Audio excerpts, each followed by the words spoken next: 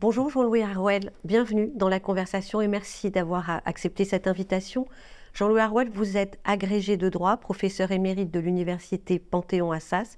Vous avez publié de nombreux ouvrages et celui dont on va parler aujourd'hui est édité aux éditions L'Artilleur, Les mensonges de l'égalité, ce mal qui ronge la France et l'Occident.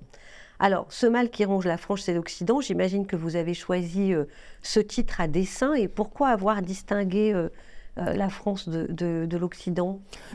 Si vous voulez, parce que pour les Français et pour tous ceux qui vivent en France, c'est évident que la France est obsédée d'égalité et on fait souvent un distinguo justifié.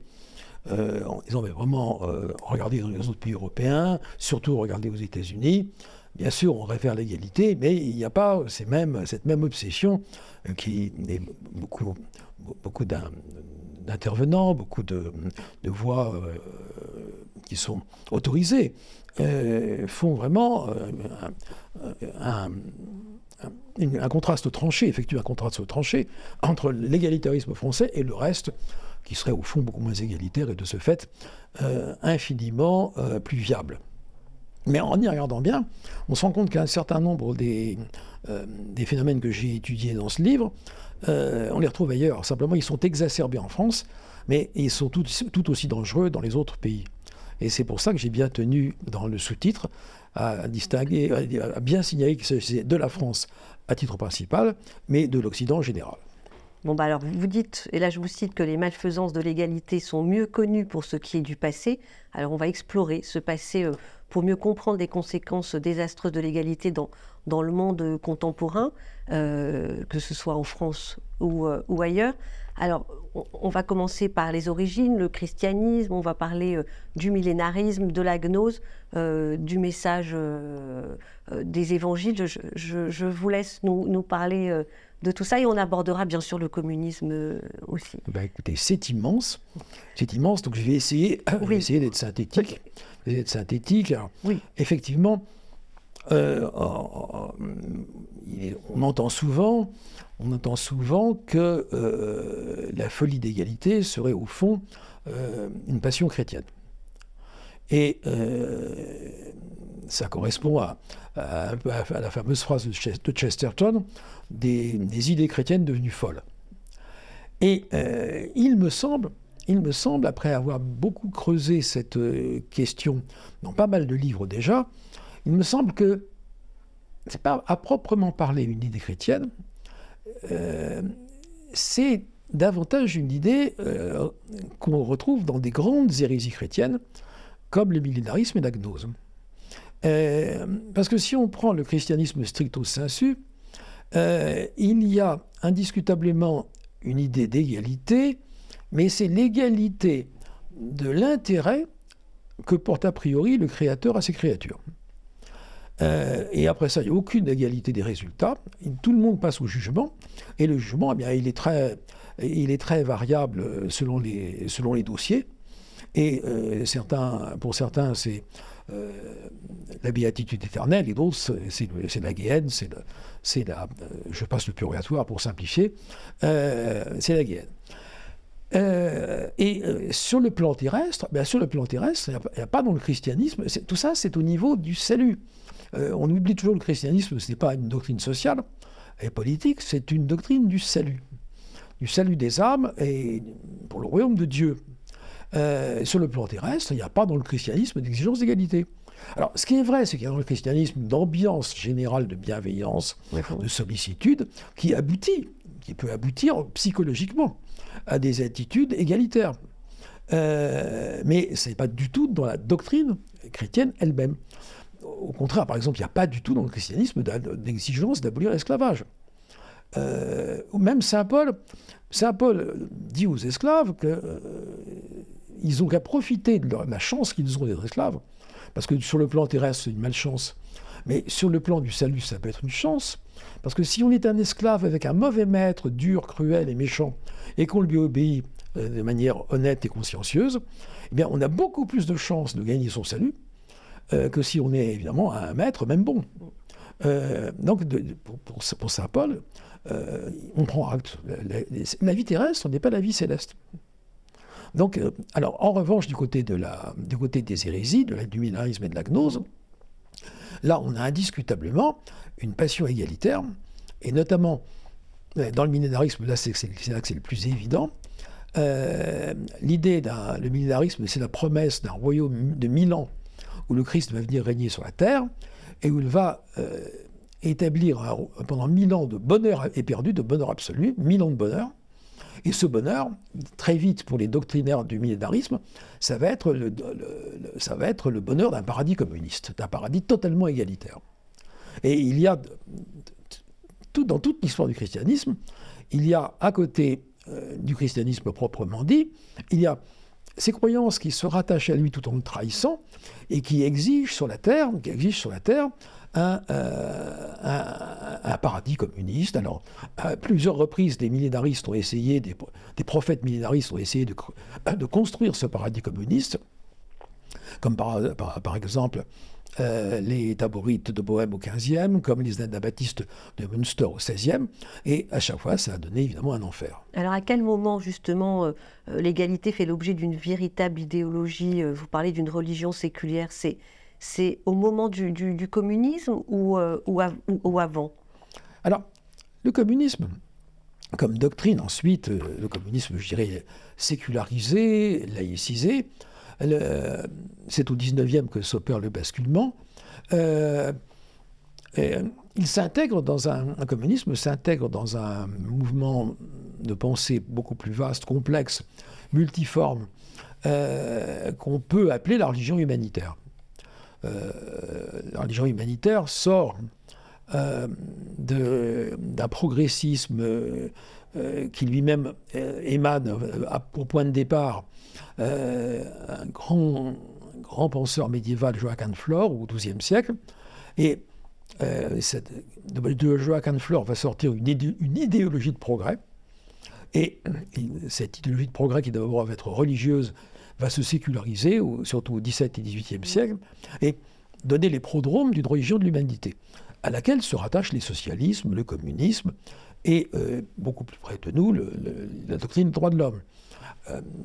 Tout cet ensemble, qui n'est pas du tout homogène, néanmoins, peut être regroupé sous ce terme de religion de l'humanité, et il est caractérisé par la prégnance du dogme égalitaire parmi les conditions de cette marche de l'humanité vers le bonheur.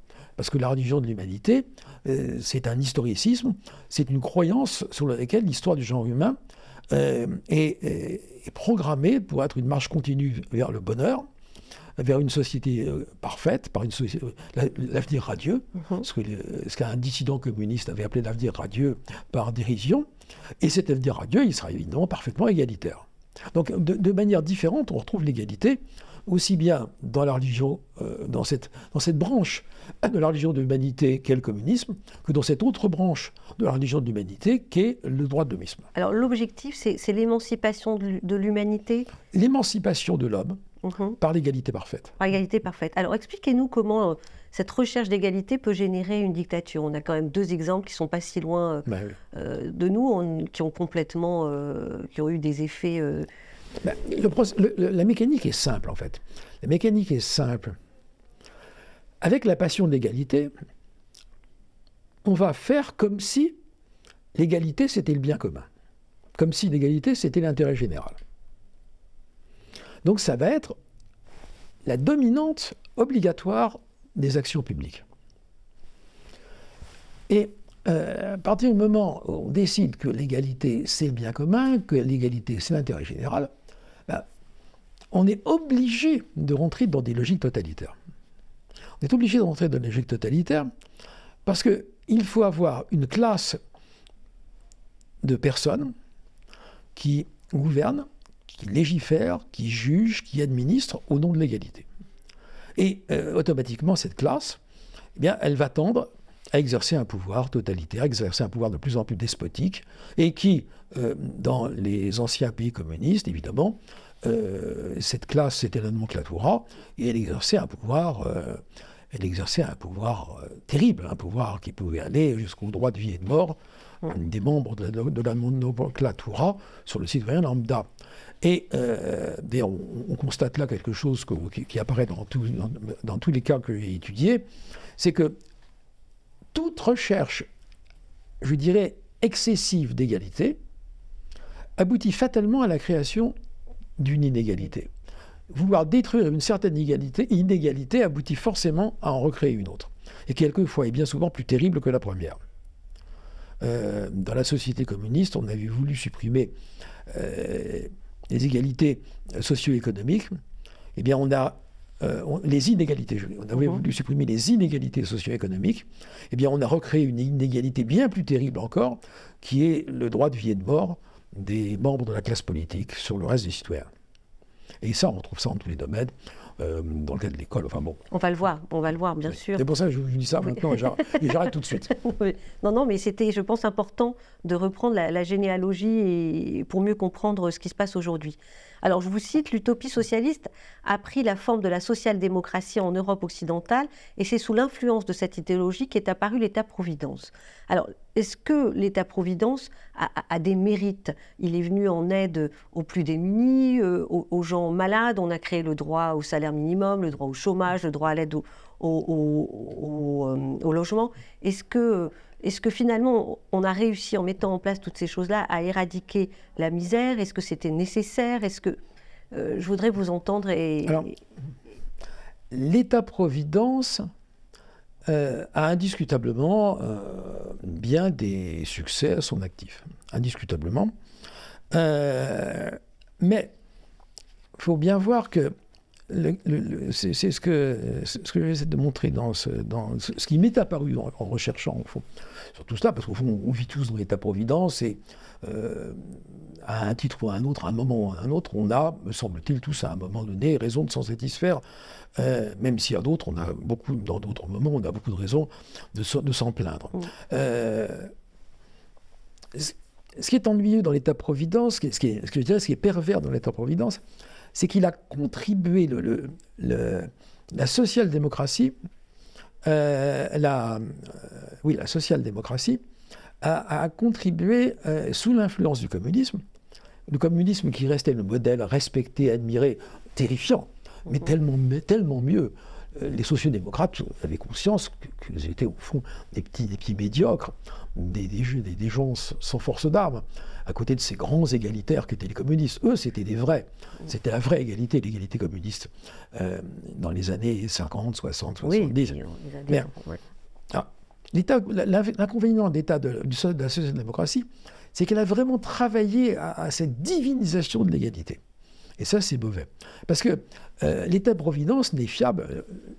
Problème de toutes ces questions dans le domaine social et économique, problème de toutes ces questions d'égalité, c'est on pense la répartition, on pense aux revenus des uns et des autres, on pense aux inégalités de répartition, on pense au niveau des rémunérations, au niveau de vie, comme si tout ça s'était donné, comme s'il y avait un gâteau inépuisable, et qu'il n'y avait qu'à simplement le répartir mieux pour que tout le monde en ait sa part. Mais le malheur, c'est qu'on n'est pas du tout en face d'un gâteau inépuisable.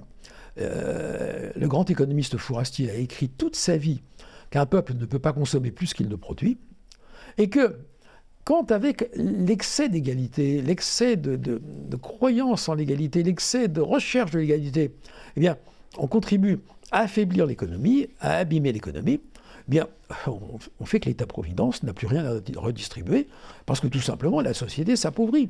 Un pays s'appauvrit actuellement. Les problèmes de la France, les problèmes des Français, les problèmes économiques des Français, ils ne viennent pas du tout du fait que certains grands industriels ou grands hommes d'affaires ont des fortunes immenses.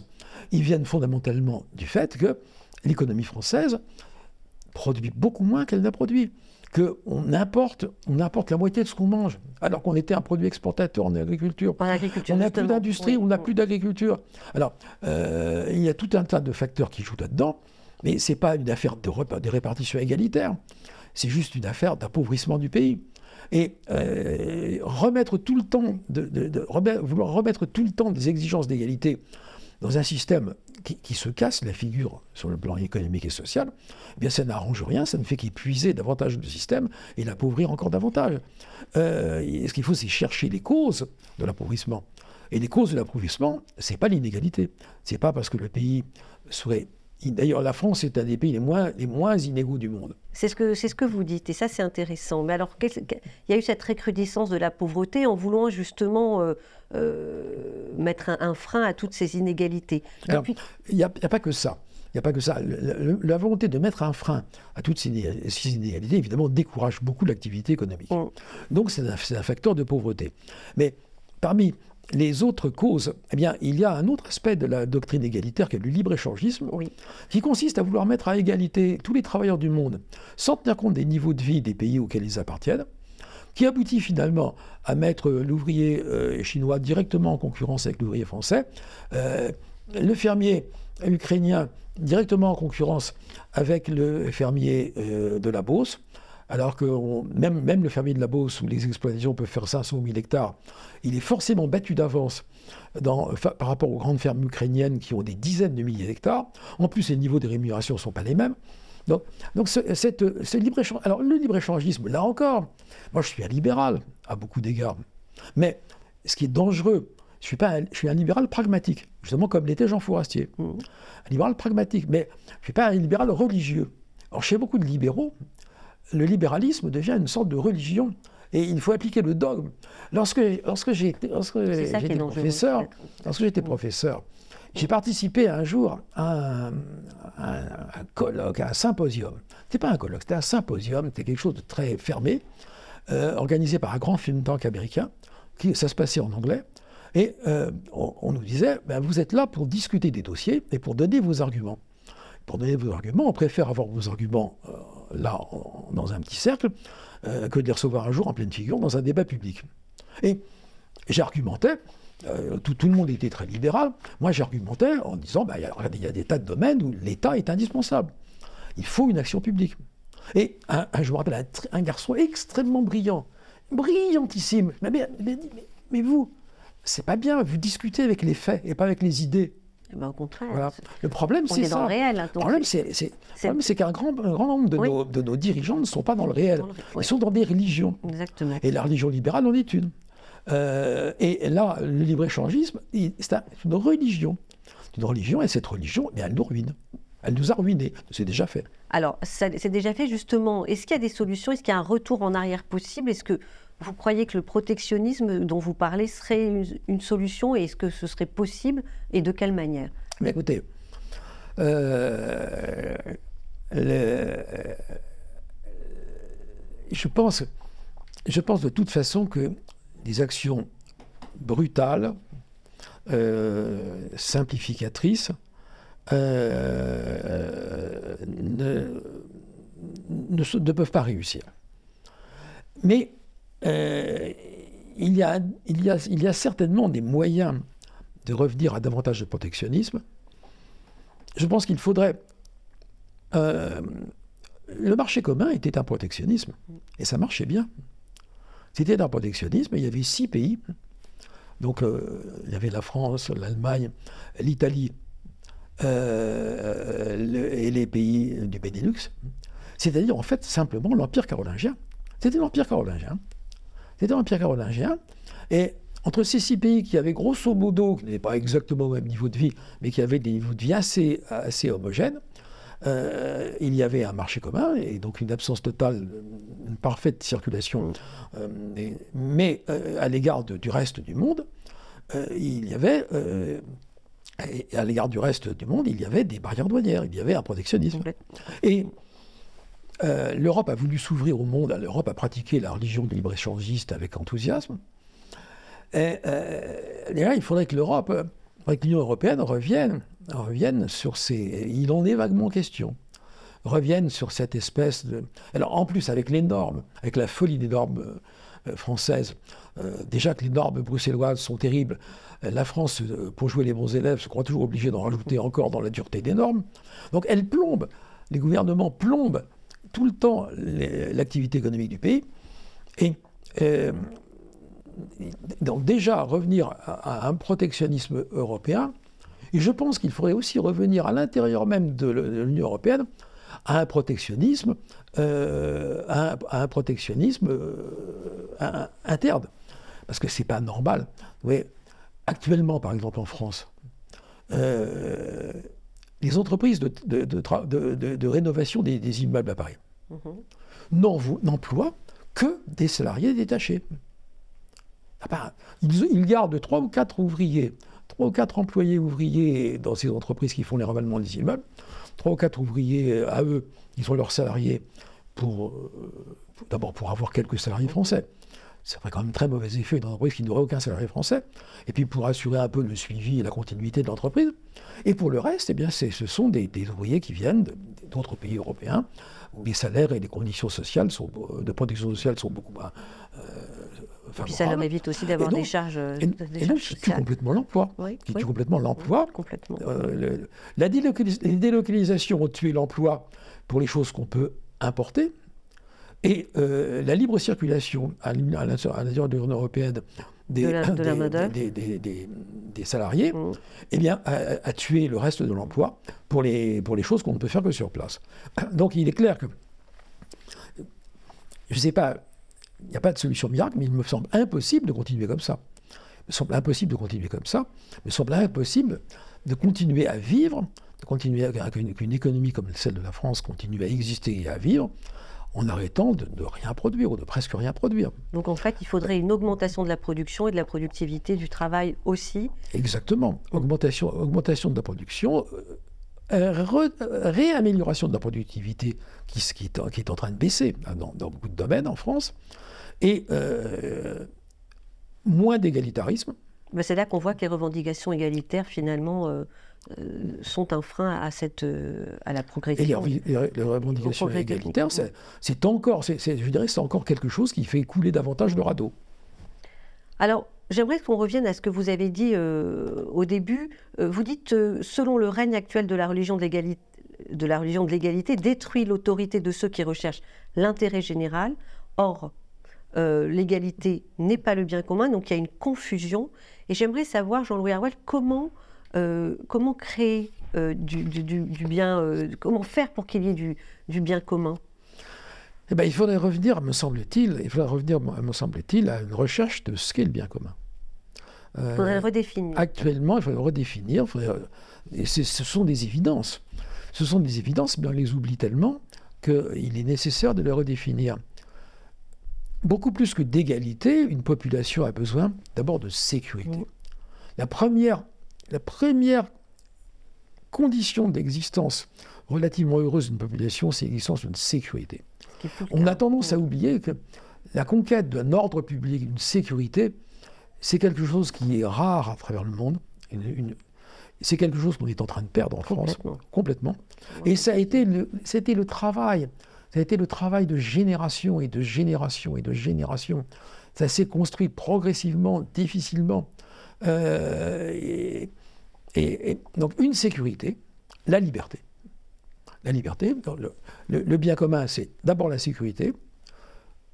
Ensuite, la liberté, je dirais même que la liberté, c'est un peu le corollaire de la sécurité. Parce que pour qu'il y ait totale sécurité de tous, ben, il faut que personne ne dépende de quelqu'un d'autre. Il ne faut pas que quelqu'un puisse vous faire fouetter, vous faire vous battre, vous blesser, vous tuer. Et l'inverse est vrai aussi. Pour se sentir libre, il faut se sentir en sécurité également. Exactement. Ouais. Donc les fondamentaux, c'est la sécurité et son corollaire, la liberté. Et ensuite, eh bien, il y a le bien-être matériel, le bien-être moral, la prospérité, la douceur de la vie, l'agrément de la vie, la richesse intellectuelle et artistique. Ça fait rêver, hein, on en est loin. Et j'ajouterais la continuité démographique. Et ça aussi, c'est... Parce que la continuité démographique, le démographe italien Alessandro Rosina a déclaré il y a 2 ans, il a publié un texte dans lequel il dit aux Italiens, mais il faut que vous vous habituiez à l'idée que les futurs Italiens, c'est des enfants des immigrés. Il est difficile de se sentir dans un pays où on vit bien et où le bien commun est accompli quand on sait qu'on ne fait plus d'enfants et qu'on disparaîtra au fond comme groupe humain, qu'on est condamné à disparaître comme groupe humain, et que ce sont d'autres groupes humains qui vont venir vous remplacer sur votre propre sol. Ça aussi, c'est fondamental dans la définition du bien commun. Alors, vous dites que l'inégalité est un outil de civilisation. Elle l'a été indiscutablement.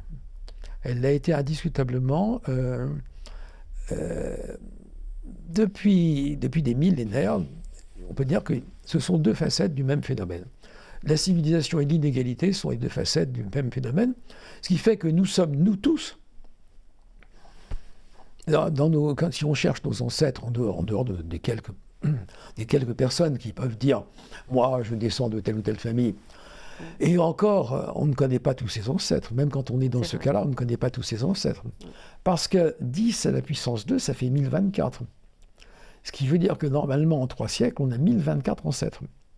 Donc, alors, c'est vrai qu'il y a quelquefois des comment dirais-je, des mariages qui font qu'en réalité, on repasse par un ancêtre commun, et donc le nombre des ancêtres diminue.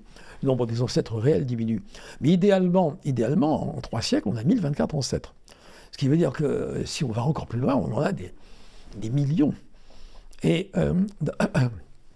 sur ces bases-là, donc, en dehors des gens qui connaissent leurs ancêtres, eh bien, on a toute chance de descendre de pauvres paysans. On a toute chance de descendre de pauvres paysans. Pas pauvres, oui, si pauvres, mais pas misérables. Pas de paysans misérables, de pauvres paysans. Tout simplement parce que les misérables ne laissaient pas de descendance. Mon maître fourastier, quand il évoquait sa propre famille, il disait, du côté de sa mère, c'était des gens, des artisans. Et puis ils avaient une toute petite terre à côté de la ville. Ils étaient protégés de la misère par le privilège de la pauvreté.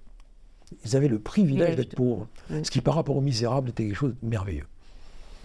Donc on a toute chance de descendre de pauvres paysans, et malgré tout, malgré cette descendance, je dirais, charnelle, biologique, on est redevable à ces pays, à ces pauvres gens, de tout notre héritage biologique, mais intellectuellement et moralement et spirituellement, artistiquement, etc., ben on a une dette immense envers les inégalités du passé.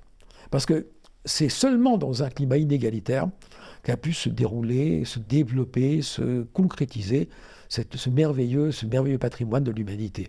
Et vous parlez du patrimoine artistique, du patrimoine culturel, intellectuel. Scientifique. Et scientifique aussi. Ce qui fait que même dans le domaine scientifique, il n'y aurait jamais eu cette pensée scientifique, il n'y aurait jamais eu ces connaissances mathématiques, il n'y aurait jamais eu même ces mises en œuvre d'expériences sans les inégalités. Il fallait, pour pouvoir se consacrer à autre chose, il faut voir que les enfants étaient au champ à 7, 8 ans. Voir la durée moyenne de la vie humaine était de l'ordre de 25-30 ans. Ce qui veut dire qu'entre l'âge de 6 ans et l'âge moyen, alors l'âge moyen, il faut tenir compte de la mortalité infantile. Il y avait des gens qui arrivaient à un âge avancé, il y en avait, ils étaient rarissimes. C'est pour ça qu'à cette époque-là, on valorisait les vieux, parce que les vieux étaient rarissimes. C'était un miracle d'être vieux. Eh bien, dans ces vies qui étaient des vies de labeur, de courage, de labeur, des vies admirables, des vies terribles, comment est-ce qu'il aurait pu y avoir la possibilité d'une vie intellectuelle, d'une vie artistique, d'une vie scientifique? C'était impossible. D'ailleurs, ces populations réprouvaient tout ça. Quand ils le voyaient, ils y voyaient au fond des lubies de riches. Et ils le détestaient. Vous l'expliquez très très bien. Ils le réprouvaient, ils le détestaient. Et il y a dans une pièce de Shakespeare un passage assez merveilleux où il est question, c'est pendant une révolte populaire en Angleterre au XIVe siècle, les Lollards. Eh bien, les révoltés, on leur amène un ecclésiastique. Le clerc de Clapham. Eh bien, ils disent, est-ce qu'il sait lire et écrire ou est-ce qu'il fait comme un honnête homme sa signature, son signe? Et ils disent, il sait lire et écrire. Abomination, qu'on le tue. Ça prouve bien que ça illustre bien ce que. Mais j'invite les auditeurs à lire ce livre pour bien comprendre ce processus et sortir des croyances qu'on peut avoir et dont je faisais partie, je vous en ai parlé en aparté tout à l'heure. Alors je voudrais qu'on aborde un autre sujet, et pas des moindres, que vous abordez dans votre livre, c'est l'égalitarisme à tout prix au sein de l'éducation et plus précisément de l'école. Et on voit à quel point c'est dévastateur. À quel moment se situe, Jean-Louis Herouel, le début de cet égalitarisme? Eh bien, en France, c'est au début des années 60. Moi, je me rappelle, mon père était instituteur. Et un jour, ça devait être en 59 ou en 60. Il est revenu à la maison. Il avait été à Beauvais pour les délibérations de l'examen d'entrée en 6e. Je me rappelle, il est revenu à la table familiale. Il a dit l'école française est finie. L'école française est finie. On nous a imposé des quotas de réussite. Alors que jusqu'alors, il avait toujours connu. Il avait été à l'école normale d'instituteur de Beauvais dans les années 1920, à la fin des années 1920. Il avait enseigné donc des années 1920 jusqu'à sa retraite dans les années 70. Eh bien, jusqu'à ce moment-là, jusqu'à cette date, 60 ou 59 ou 60, les jurys avaient toujours été souverains. C'était les jurys qui déterminaient le niveau nécessaire. Alors que là, l'administration s'est mêlée d'imposer des quotas pour obtenir un taux de réussite jugé nécessaire avec l'idée d'égalité. L'égalité des chances. C'est là que je place, c'est là que je place la charnière. Alors là-dessus, il y a eu l'extraordinaire impact, le tragique impact de la pensée d'un homme qui était par ailleurs un grand intellectuel, Pierre Bourdieu. Bourdieu et Passeron, les héritiers, la reproduction. Bourdieu est parti de ce constat. La méritocratie, il y avait un pacte méritocratique en France. Oui. Et Bourdieu dit, il dit, preuve à l'appui, la méritocratie n'est pas l'égalité. La preuve, c'est que statistiquement, les enfants des classes populaires ont moins de chances de réussir leurs études que les enfants des classes supérieures. Oui, mais alors vous parlez justement de la méritocratie que vous la comparez à cette égalité des chances, donc qui n'est pas souhaitable, puisque vous dites très justement que l'égalité des chances, qu'on ne peut pas avoir une égalité des chances sociales, puisqu'elle ne gomme pas les inégalités de toute façon naturelles. C'est ce que déjà, les naturelles. Voilà, donc déjà, ça, c'est ce que vous expliquez. Et dans ce domaine, alors dans le domaine des inégalités naturelles, la France est absolument obtuse.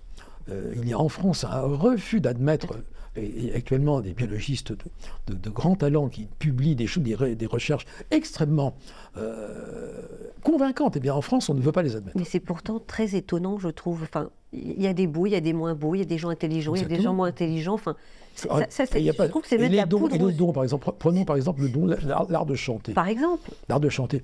Déjà, Rousseau disait, l'inégalité commence au moment où les gens quittent leur cabane de la forêt pour se réunir, pour chanter et danser, et on s'aperçoit qu'il y en a qui chantent mieux que les autres. C'est insupportable, dit Rousseau. Bah oui, mais c'est marrant parce que... Moi, par exemple, quand j'étais enfant, ma mère voulait que je sache chanter, que je fasse de la musique, que je danse, etc. Elle m'a amené au conservatoire, là-bas dans le 8e arrondissement, pour prendre des cours de chant.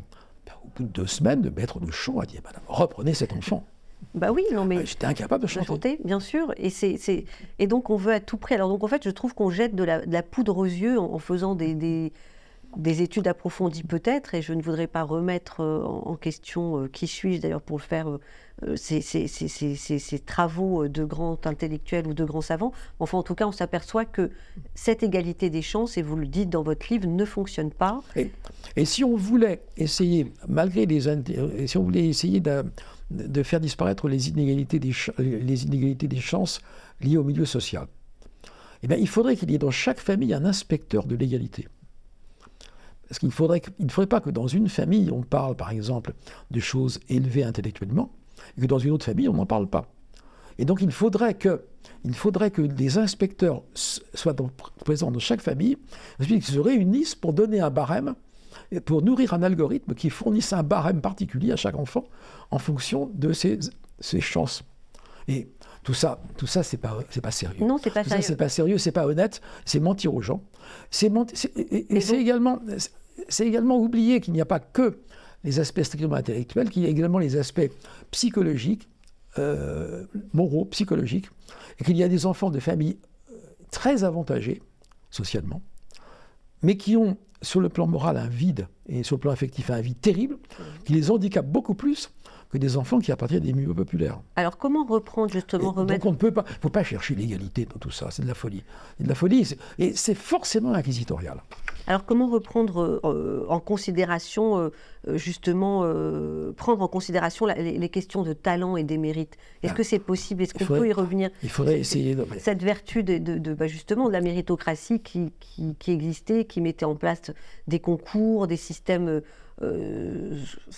qui étaient tout autres. Comment y revenir? Est-ce que c'est possible?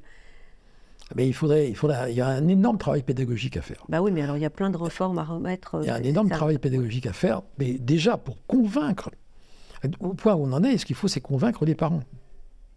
Parce que on est actuellement dans un système malhonnête. On est dans une école factice. Grosso modo, je suis un peu injuste. Avec avec un niveau catastrophique. En gros, il y a des îlots, il y a des gens très estimables, des gens courageux, il y a des gens héroïques qui se battent pour l'éducation. Mais grosso modo, le système d'enseignement français, c'est une école Potemkin. Mais tous les parents sont contents parce que tous les enfants sont reçus. Et alors, quelle est la limite de ça? Il faut admettre que si on revient à une méritocratie, il faut admettre qu'il y a des gens qui ne seront pas reçus. Et donc, il faut y avoir un travail pédagogique à faire en amont. Un ministre, actuellement, même un ministre conservateur d'un gouvernement conservateur, ne pourrait pas. Parce qu'il aurait il aurait les syndicats d'enseignants, il aurait les associations de parents d'élèves, il aurait tout le monde contre lui, et il serait renvoyé au bout de 15 jours. C'est comme quand Maurice Druon avait été nommé ministre de la Culture. Et comme c'était un homme de bon sens, d'une grande qualité intellectuelle, il a voulu réagir contre les calembredaines de l'art contemporain. Mais il a été mis à la porte au bout de 15 jours. Parce que le lobby de l'art contemporain était trop puissant. Et là, je dirais, le lobby de l'égalitarisme scolaire est trop puissant pour qu'on puisse revenir en arrière facilement. Il y a un travail pédagogique à faire sur les parents. Sur les parents, sur les politiques. Il faudrait changer les mentalités. Il faut revenir en arrière. Oui. Il faudrait rappeler, au fond, et faire rappeler aussi que... Et leur montrer aux parents. Leur montrer que tout ça est bien beau.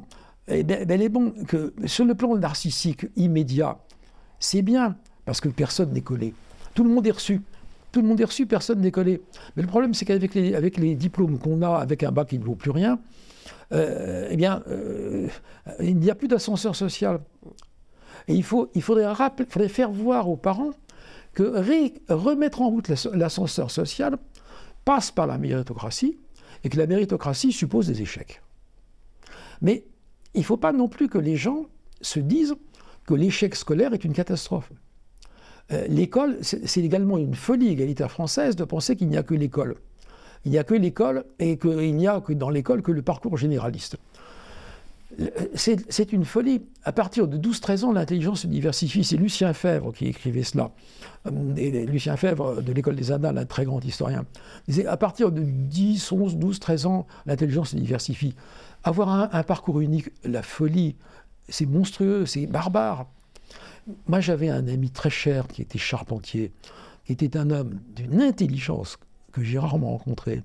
Eh bien, il n'était pas fait pour les études du tout. D'ailleurs, il en était conscient. Il a obtenu de sa mère d'aller en apprentissage dès que ça a été possible. Il traversait le département du Lot en mobilette. Et il revenait seulement chez lui le samedi et le dimanche. Eh bien, il me disait, un métier manuel, Jean-Louis, ça s'apprend à 12 ans, 13 ans. Les gestes de métier manuel, ce n'est pas à 16 ans qu'on les apprend. Et il faut vraiment faire que ça. Il faudrait réhabiliter les métiers manuels. Il faudrait faire revenir l'amour des métiers manuels aussi. Et arrêter de les dévaloriser. Parce que finalement, au nom de cet égalitarisme, on crée une grande inégalité de prestige entre métiers manuels et intellectuels. Ça fait partie de ces inégalités qui résultent de l'égalité. Et qui créent de l'inégalité des injustices. Moi, si j'avais un fils qui veut être garagiste, mon garçon à 15 ans, 16 ans, s'il voulait être garagiste ou plombier, pourquoi pas? Et pourquoi pas? Il gagnerait certainement plus que moi. C'est vrai, oui, ce que vous dites. Alors, est-ce que... Mais pour ça, il faudrait qu'il n'y ait pas tous ces travailleurs détachés qui ne mangent son pain. Alors, est-ce que mesurer le degré d'inégalité supportable dans une société, si on interrogeait l'opinion publique, et le degré d'égalité considéré comme juste, ce serait un baromètre pour mesurer où nous en sommes? Je ne sais pas. Vous savez, l'anthropologue Salins, par exemple, dit, ben voilà, les hommes préhistoriques étaient très heureux, parce qu'au fond, ils avaient tout le nécessaire de ce qu'ils pouvaient souhaiter, eux. Je ne sais pas. D'accord. Tout ça, il y a tellement de subjectivité, de différences de point de vue.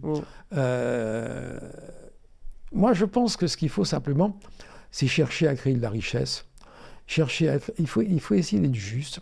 Il faut essayer, me semble-t-il, il faut essayer de créer de la richesse, de secourir la détresse quand on la constate et qu'elle existe, et qu'on la constate, la secourir autant qu'on peut, mais sans avoir toujours le niveau égalitaire à la main. C'est un mauvais esprit. L'esprit d'égalité, la revendication d'égalité, c'est un mauvais esprit, c'est laid. C'est laid, c'est de la haine.